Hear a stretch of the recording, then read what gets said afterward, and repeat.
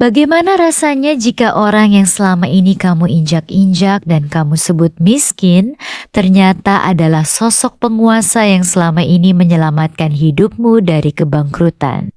Halo sahabat semua, selamat datang kembali di channel kita.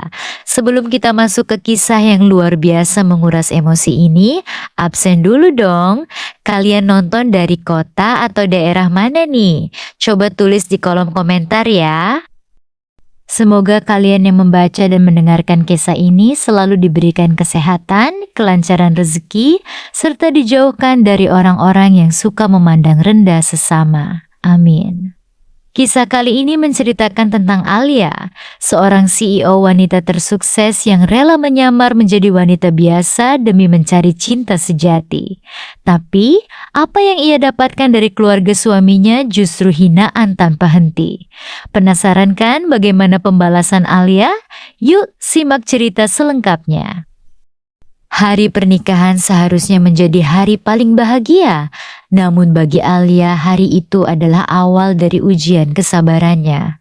Alia memilih menyembunyikan identitas aslinya sebagai CEO sebuah perusahaan multinasional demi memastikan bahwa Rendra, pria yang ia cintai, tulus menyayanginya bukan karena harta. Sayangnya, keputusan Alia menjadi ujian berat ketika berhadapan dengan mertuanya Bu Ratna dan adik iparnya Laras. Di mata mereka, Alia hanyalah yatim piatu miskin yang tak punya masa depan. Bu Ratna, Rendra, ibu tuh heran sama kamu. Cantik sih cantik, tapi mau makan apa kamu nikah sama cewek yang bahkan enggak jelas kerjanya apa? Malu ibu sama tetangga. Anak pengusaha kok dapatnya bentuk kayak begini. Rendra, Bu, Alia itu wanita baik-baik. Rendra yakin kita bisa berjuang dari nol sama-sama. Laras, nol dari mana mas? Yang ada dia cuma mau numpang hidup di keluarga kita. Lihat tuh gaun pengantinnya aja polos banget, gak ada berkelas-kelasnya. Alia hanya menunduk sambil menggenggam erat jemarinya. Ia tersenyum tipis dalam hati. Andai mereka tahu, gaun polos ini dirancang khusus oleh desainer ternama Paris. Namun Alia memilih diam. Ia percaya cinta Rendra sudah cukup untuk menjadi benteng pertahanannya. Bulan-bulan pertama pernikahan dipenuhi ujian. Perusahaan milik keluarga Rendra tiba-tiba dihantam krisis besar. Investor membatalkan kerjasama dan ancaman kebangkrutan sudah di depan mata. Rendra pulang setiap malam dengan wajah pucat dan penuh beban. Di saat Rendra tertidur lelap karena lelah, Alia perlahan beranjak ke ruang kerja. Ia mengambil ponsel khususnya yang selalu terkunci rapi. Alia berbisik tegas via telepon. Sekretaris Maya, bagaimana situasi perusahaan suami saya? Sekretaris Maya, sangat kritis Ibu CEO. Mereka butuh suntikan dana setidaknya 10 miliar dalam minggu ini. Jika tidak, aset mereka disita. Alia, kucurkan dana investasi atas nama konsorsium rahasia kita.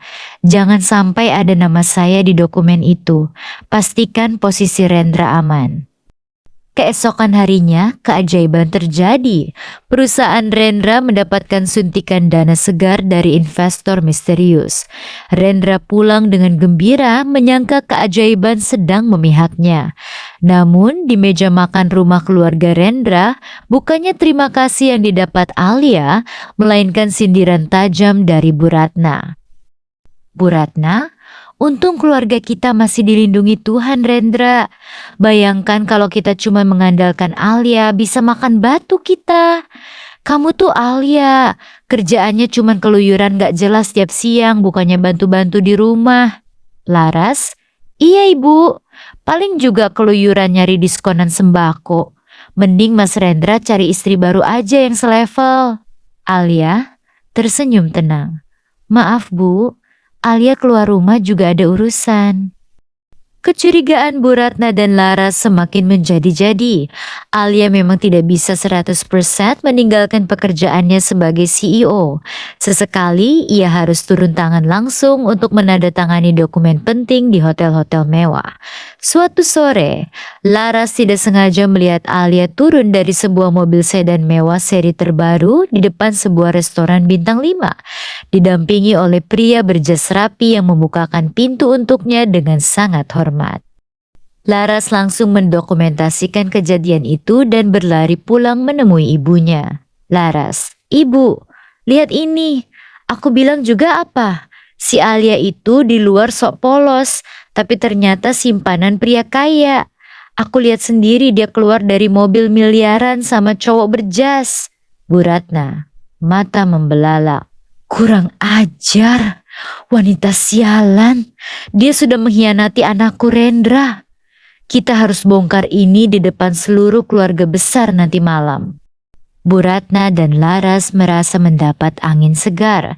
Mereka yakin malam ini adalah malam terakhir Alia berada di rumah mereka. Mereka berencana mempermalukan Alia setuntas-tuntasnya di acara makan malam keluarga besar. Acara makan malam keluarga besar berlangsung meriah di sebuah ballroom hotel tempat perusahaan Rendra berinvestasi. Di tengah-tengah acara, Bu Ratna mendadak berdiri dan mengambil mikrofon. "Bu Ratna, perhatian semuanya. Sebelum acara dilanjutkan, saya mau membersihkan nama baik keluarga kita dari wanita penipu ini. Alia, berdiri kamu. Rendra, Ibu, apa-apaan ini? Jangan bikin malu di depan umum." Laras, "Mas Rendra diam aja. Ini buktinya. Alia selingkuh sama pria kaya demi uang. Dia cuma memanfaatkan Mas Rendra." Foto-foto Alia diproyeksikan ke layar besar. Suasana hall mendadak riuh. Semua tetua keluarga menggelengkan kepala melihat Alia. Namun tidak ada raut takut di wajah Alia. Ia berdiri perlahan, melangkah anggun menuju depan ruangan. Langkah kakinya tegas, tatapannya dingin dan berwibawa, sangat berbeda dari sosok menantu penurut yang selama ini mereka kenal. Tiba-tiba pintu ballroom terbuka lebar. Beberapa pria berjas hitam beserta Sekretaris Maya masuk dan membungkuk hormat di hadapan Alia. Sekretaris Maya, "Selamat malam Ibu CEO Alia Pratama. Laporan keuangan tahunan dan berkas investasi 10 miliar untuk perusahaan Tuan Rendra sudah siap ditandatangani." Seluruh ruangan mendadak hening seketika. Bu Ratna dan Laras melotot. Wajah mereka pucat pasi. Bu Ratna, "CEO? Apa-apaan bercandaan ini?" Alia mengambil mikrofon, suara tenang namun mengintimidasi.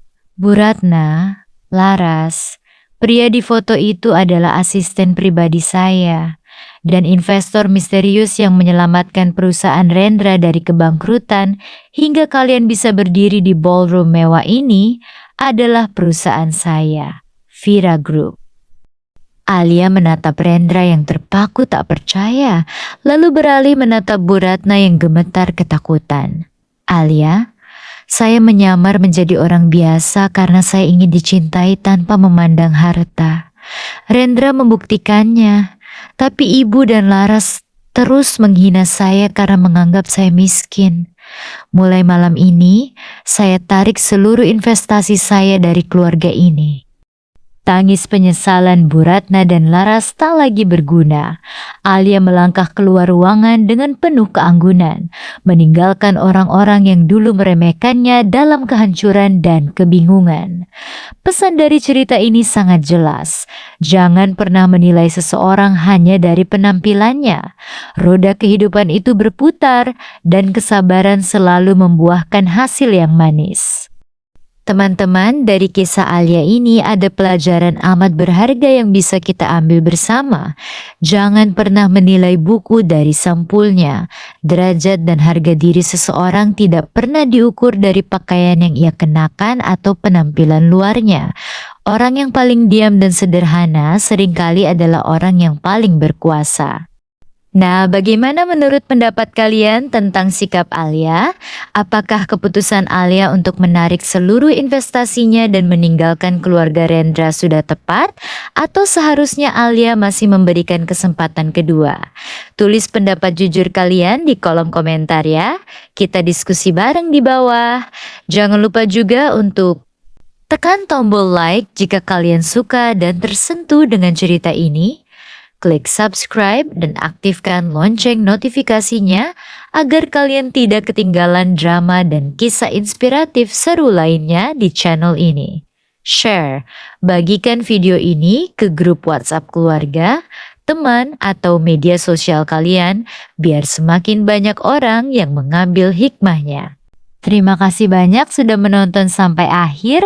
Semoga hari kalian menyenangkan dan sampai jumpa di video berikutnya.